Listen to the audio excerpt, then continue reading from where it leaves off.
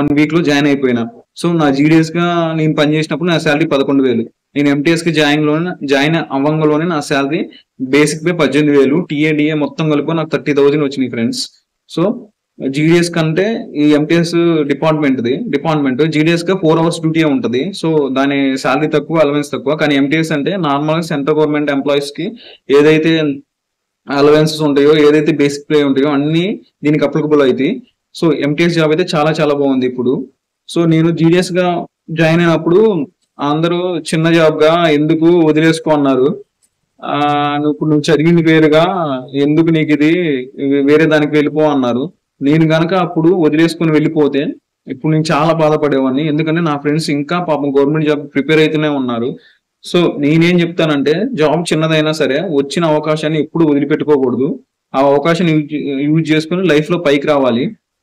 ఎందుకంటే మనకి సమాజంలో సలహాలు ఇచ్చేవాళ్ళు చాలా మంది ఉంటారు, కానీ డబ్బులు ఇచ్చేవాళ్ళు ఎవరు ఉండరు.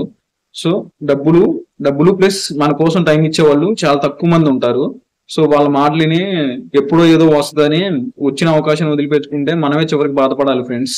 సో ఇప్పుడైతే నాకు శాలరీ నేను ఎప్పుడు జాయిన్ అయినంటే February 20, 2023లో నాకు ఎంటీఎస్ జాబ్ వచ్చింది. నాకు నా జాయినింగ్ ఆర్డర్ చూపెడతా చూడండి ఫ్రెండ్స్, డిస్ప్లే చేస్తా. ఇక్కడ ఉండదు నా జాయినింగ్ ఆర్డర్. అండ్ అప్పుడు శాలరీ నాకు 30,000, ఇప్పుడు 36 దాకా వస్తున్నాయి శాలరీ. సో ఇప్పుడైతే మంచిగా ఉంది ఫ్రెండ్స్. ఇప్పుడైతే హ్యాపీ. చాలా కష్టపడ్డా గవర్నమెంట్ జాబ్ కోసం. సో ఇప్పుడైతే గవర్నమెంట్ జాబ్ అయితే వచ్చింది, పర్లేదు. ఇంకా ప్రమోషన్ రాసుకుని ఇంకా పైకి వెళ్ళిపోతా ఫ్రెండ్స్. సో ఇది నా ఫస్ట్ వీడియో. ఏమన్నా తప్పు మాట్లాడితే కొంచెం క్షమించండి. మీకైతే ఇలాంటి మంచి మంచి వీడియోస్ మీకు ఇస్తా. మీ టైం అయితే అస్సలు వేస్ట్ చేయను. ఇలాంటి మంచి వీడియోల కోసం నా ఛానల్ కంపల్సరీ సబ్స్క్రైబ్ చేసుకోండి. అదేవిధంగా ఈ వీడియో మీ ఫ్రెండ్స్ ఎవరికైనా యూజ్ అయింది అనుకుంటేనే షేర్ చేయండి. So thank you friends.